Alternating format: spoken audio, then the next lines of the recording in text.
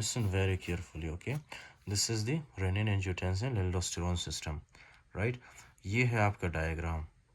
अच्छा, ये है हमारे पास डिस्टल कॉन्वोलेटेड ट्यूब्यूल, ये है एफरेंट आर्टीरियोल। ये इसके बीच में क्या है? एक तो मैक्युलर डेंसा सेल्स है, दूसरा पॉइकेसन सेल्स, राइट? जो कि दोनों क्या बनाते हैं? Juxtaglomerular cells, right? थोड़ा सा इसमें मुश्किल है, शायद आपको समझ ना आए इस डायग्राम के थ्रू, लेकिन जो मैंने डायग्राम ड्रॉ किया है, अगर आपको वो डायग्राम आता है, so that is the best diagram, okay? अच्छा जी, तो ये जुक्स्टा ग्लोमेरुलर अपरेटस, जैसे इसमें ब्लड प्रेशर कम होता है तो ये क्या करता है? ये देख रहे हो आप, ये रास एक्टिवेट कैसे होता है? सबसे पहले ब्लड प्रेशर कम होता है, रेनल बेरोरिसेप्टर्स स्टिमुलेट होते हैं, राइट? सोडियम क्लोराइड डिलीवरी कम होती है, okay fine, which I already explained. यहाँ पे ब्लड प्रेशर कम होता है, यहाँ पे सोडियम डिलीवरी कम होती है, जिसकी वजह से जक्स्टा ग्लोमेरुलर अपरेटस एक्टिवेट होता है और ये क्या रिलीज़ करता है? इस तरह से ब्लड के अंदर रेनिन रिलीज़ करता है, राइट? फाइन। अच्छा जी, तो ये है हमारे पास रेनिन आ गया। अच्छा, अब ये जो रेनिन है ये क्या करता है? रेनिन एंजियोटेंसिनोजिन को कन्वर्ट करता है एंजियोटेंसिन 1 में, right? Do you remember this? ये रेनिन क्या करता है? तो एंजियोटेंसिनोजिन को लीवर से जो प्रोड्यूस होता है उसको एंजियोटेंसिन 1 में कन्वर्ट करता है। फिर ये एंजियोटेंसिन 1 को एंजियोटेंसिन 2 में कौन कन्वर्ट करता है? लंग्स के अंदर क्या होते हैं? Angiotensin converting enzyme, okay? दूसरा एक और मैकेनिज्म है, ये है एंजियोटेंसिन कन्वर्टिंग एंजाइम। एक तो एंजियोटेंसिन 1 को एंजियोटेंसिन 2 में कन्वर्ट करता है, this is the first action. The second action है कि ये ब्रेडिकाइनिन के ब्रेक डाउन करता है। What is the reason behind this? Because bradykinin this is a vasodilator, okay? और हमें वेजोडाइलेशन नहीं चाहिए होती है, हमें वेजो कॉन्स्ट्रिक्शन चाहिए होती है जब हमारे बॉडी के अंदर फ्लूइड लॉस होता है, ओके? अच्छा जी, अब ये जो एंजियोटेंसिन 2 है, आप देख रहे हो कितना ह्यूज फंक्शन है इसका। एक तो ये है कि ये आके क्या करता है? एंजियोटेंसिन 2 रिसेप्टर टाइप 1 वेजो कंस्ट्रिक्शन करवाता है, right? Which I told you, ये क्या करता है? आपके ब्लड वेसल्स पे एक्ट करके क्या करता है? वेजो कंस्ट्रिक्शन करवाता है, ओके? जिसकी वजह से सिस्टोलिक डायस्टोलिक ब्लड प्रेशर बढ़ता है। उसके अलावा ये क्या कॉन्स्ट्रिक्ट करता है? इफरेंट आर्टीरियल्स को। देख रहे हो आप, ये है इफरेंट आर्टीरियल्स हमारे पास और ये इसके रिसेप्टर्स है। क्या कर रहा है? इसको कॉन्स्ट्रिक्ट कर रहा है इस तरह से, राइट? जिसकी वजह से यहाँ से फिल्ट्रेशन फ्रैक्शन ज़्यादा होती है, ज़्यादा फिल्टर होता है, राइट? ये देख रहे हो आप, preserve glomerular filtration rate when renal blood flow is reduce. जब रेनल ब्लड फ्लो कम होता है तो ये रिलीज होके कॉन्स्ट्रिक्शन करवाता है एफरेंट आर्टेरियल्स की। ये एक फंक्शन, ये दूसरा फंक्शन। अब ये तीसरा फंक्शन क्या है इसका? सोडियम पोटासियम एक्टिविटी को बढ़ा देता है in the proximal convoluted tubule cells, right? जिसकी वजह से क्या होगा? Sodium bicarbonate hydrogen sorry water reabsorption permits contraction alkalosis, right? तो ये सोडियम पोटासियम की एक्टिविटी को भी बढ़ा देता है, right? Specially in the proximal convoluted tubule.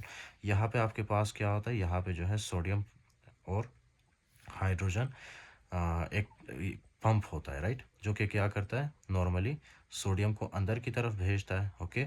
और पोटासियम को बाहर भेजता है, पोटासियम नहीं सॉरी हाइड्रोजन आयन, ओके? सो ये इसकी एक्टिविटी को भी बढ़ा देता है, फाइन। अच्छा जी, उसके बाद है हमारे पास ये तीसरा फंक्शन और ये है चौथा फंक्शन, जो कि क्या करता है? यहाँ पे किडनी के एड्रिनल ग्लैंड पे एक्ट करके एल्डोस्टेरोन के सिक्रीशन को बढ़ा देता है। ये देख रहे हो आप, किडनी के, ये किडनी है, एड्रिनल ग्लैंड है, उस पर एक्ट करके एल्डोस्टेरोन के सिक्रीशन को बढ़ा देता है। फिर एल्डोस्टेरोन आपके प्रिंसिपल सेल्स पे एक्ट करके क्या करता है? सोडियम की रीअब्जॉर्प्शन ज़्यादा करता है।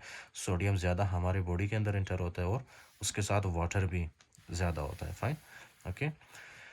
तो एक तो ये इंटरकलेटेड सेल्स पे एक्ट करता है, एक प्रिंसिपल सेल्स पे। प्रिंसिपल सेल्स पे कैसे एक्ट करता है ये मैंने आपको बता दिया। सोडियम रीअब्जॉर्प्शन ज़्यादा करता है, पोटासियम सिक्रीशन ज़्यादा करता है, okay fine.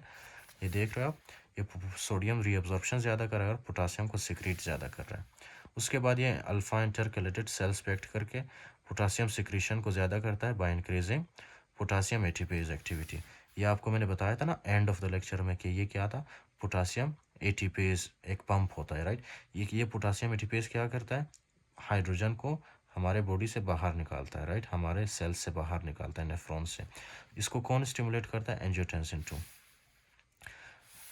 Sorry angiotensin 2 aldosterone को स्टिमुलेट करता है और एल्डोस्टेरोन आके इसको स्टिमुलेट करता है, फाइन। ये रास्ता नहीं है, एल्डोस्टेरोन को स्टिमुलेट करता है। एल्डोस्टेरोन एक तो यहाँ पे प्रिंसिपल सेल्स को स्टिमुलेट करता है, दूसरा इंटरकलेटेड सेल्स को, और पोटासियम एटीपेज की एक्टिविटी, हाइड्रोजन एटीपेज की एक्टिविटी ज़्यादा कर देता है, ओके? अच्छा जी, जिसकी वजह से हाइड्रोजन सिक्रीशन ज़्यादा होती है। नेक्स्ट है हमारे पास ये एंजियोटेंसिन 2 कहाँ पे एक्ट करता है? हाइपोथैलेमस पे थर्स्ट को बढ़ा देता है, ओके, विच आई एक्सप्लेंड। उसके बाद है पोस्टीरियर पिट्यूटरी पे एक्ट करके क्या करता है ये?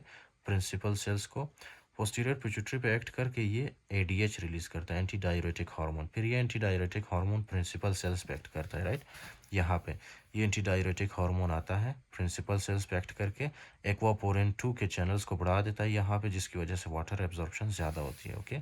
ये H2O रीअब्जॉर्प्शन ज़्यादा होती है via aquaporins, right? So this is all about that. Now, renin.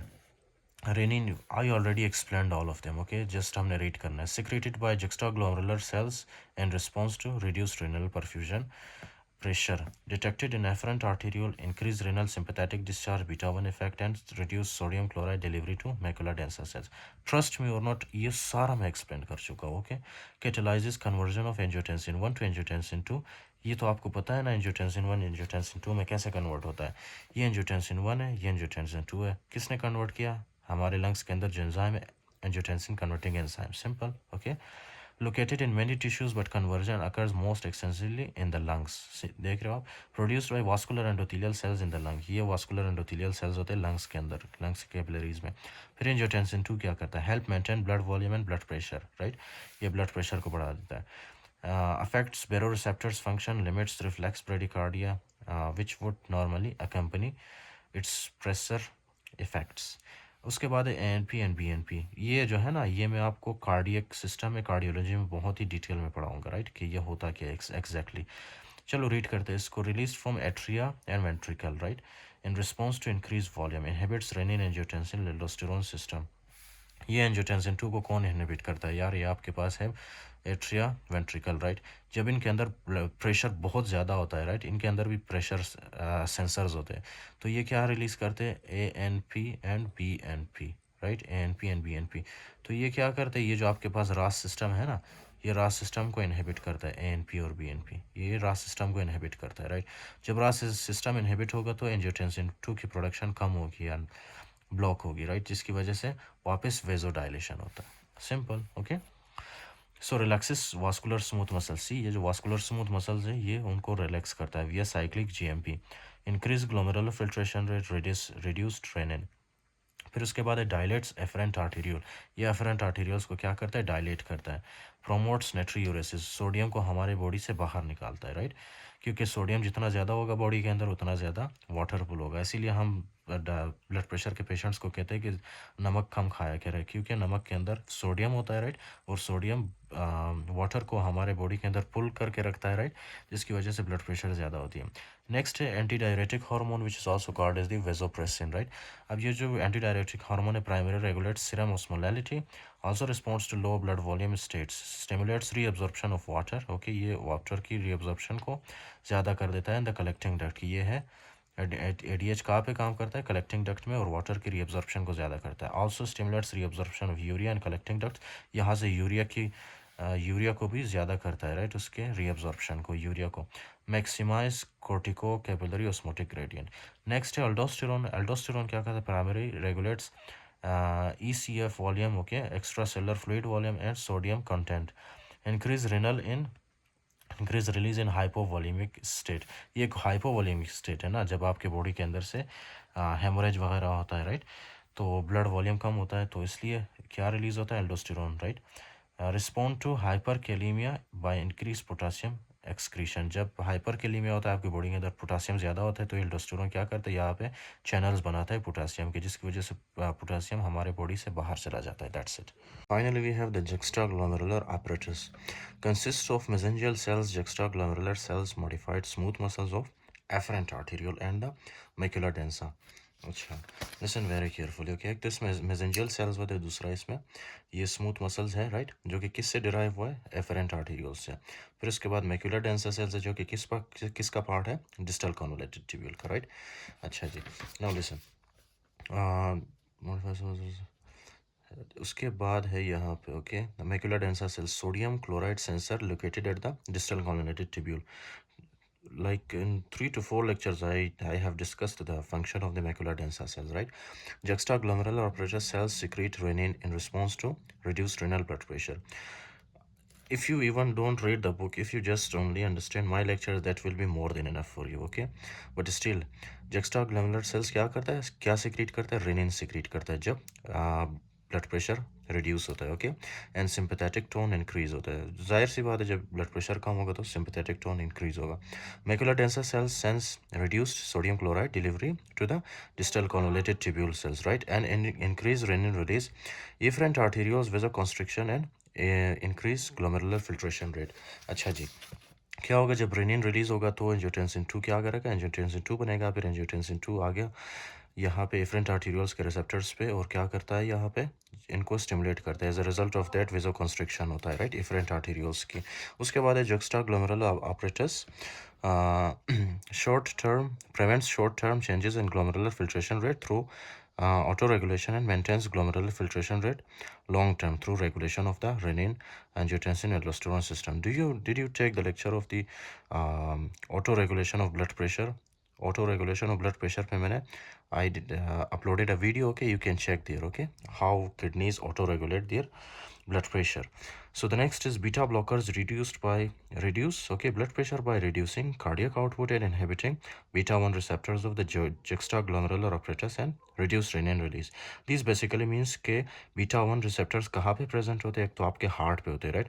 तो ये जैसे ही beta 1 receptors को हम क्या करते हैं, इनहिबिट करते हैं, तो हमारा हार्ट रेट कम होता है। फाइन, पहले तो हार्ट रेट कम होता है बीटा ब्लॉकर्स जब हम ड्रग देते हैं। उस दूसरा जो है, यही फॉर एग्जांपल बीटा 1 रिसेप्टर्स आपके यहाँ पे डिस्टल कॉन्वोलेटेड ट्यूब्यूल और एफरेंट आर्टीरियोल के बीच में जो आपके पास सेल्स है ना, यहाँ पे कौन से सेल्स थे, स्मूथ मसल्स और मैकुला डेंसा सेल्स, राइट, जो कि क्या रिलीज कर रहे थे, ये दोनों रेनिन रिलीज कर रहे थे, राइट। इनके ऊपर भी बीटा 1 रिसेप्टर्स होता है। तो क्या होता है जब हम बीटा ब्लॉकर्स देते हैं तो ये भी इनहिबिट होते हैं और रेनिन रिलीज नहीं होता। Fine, so that is the function of the beta blocker drug। It is a very good drug, okay, we'll discuss this in the cardiology especially।